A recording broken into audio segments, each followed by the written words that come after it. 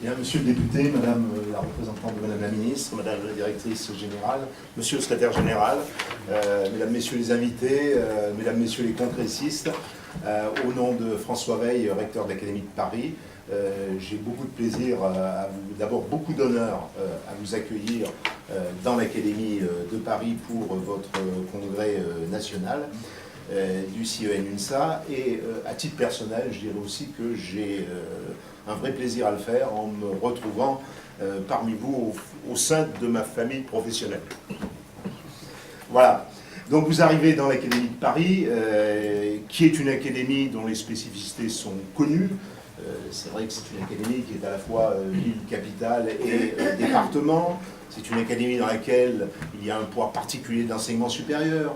C'est une académie qui comporte un réseau particulièrement complexe d'établissements du second degré.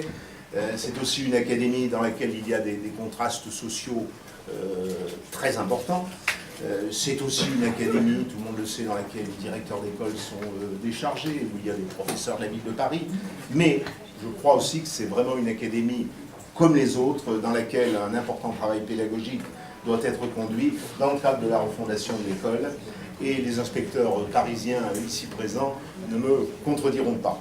Le recteur de l'Académie de Paris attache une importance essentielle au rôle des inspecteurs du premier, du second degré, de l'information et de l'orientation dans la diversité de leur mission.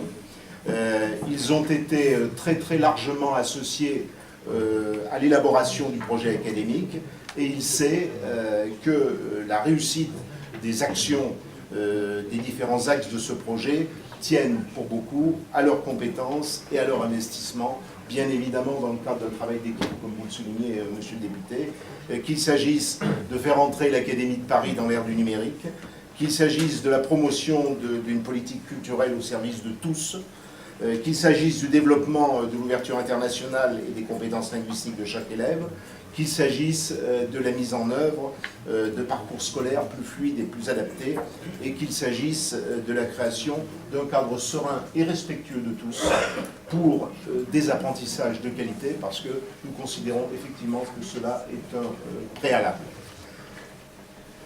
Pour illustrer, et peut-être aussi pour conclure, on aurait pu trouver d'ailleurs des exemples dans de nombreux domaines, mais l'actualité m'invite à choisir un domaine un peu plus particulier. Le recteur de l'Académie de Paris a notamment salué avec insistance l'engagement des IEN dans l'accompagnement de la réforme des rythmes scolaires. Cet exemple, effectivement, est pris parmi beaucoup d'autres possibles dans le premier ou dans le second degré, et je crois qu'il illustre bien ce que sont les missions des corps d'encadrement à Paris, tels que le recteur les conçoit, avec, nous semble-t-il, deux dimensions. La dimension du sens. Je crois qu'il incombe à Paris, au corps d'encadrement, de toujours expliquer et réexpliquer le sens des différentes réformes qui sont proposées. Et je crois que les IEN ont déployé beaucoup de compétences et beaucoup de talents pour pouvoir chaque fois rappeler le sens, parce que à Paris comme ailleurs, il a parfois été un petit peu perdu en ce qui concerne cette réforme. Et c'est vrai qu'il s'agit d'abord d'une réforme des rythmes scolaires, avec l'importance particulière donnée au volet pédagogique, alors qu'on s'est peut-être focalisé sur d'autres dimensions.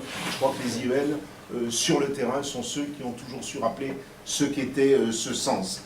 Deuxième aspect, je crois que la prise en compte du local, quelles que soient les orientations nationales, il est clair qu'il y a un temps qui est un temps d'adaptation locale dans le cadre des équipes qui sont constituées, et cette réforme, comme d'autres, se met en place dans un contexte qui est un contexte qui doit être pris en compte avec des problématiques spécifiques de locaux, des problématiques de ressources, d'histoire de chaque établissement scolaire, et c'est sans doute à ce niveau local que les personnels d'encadrement et les inspecteurs de l'éducation nationale notamment ont un rôle essentiel à jouer, à Paris probablement comme ailleurs, en ce qui concerne la recherche de la cohérence pour l'ensemble des partenaires concernés. Donc je sais que ces différentes questions vont être au cœur de vos débats. Le thème du Congrès me semble particulièrement opportun. Je vous souhaite donc à Paris des travaux intéressants et fructueux. Je vous remercie.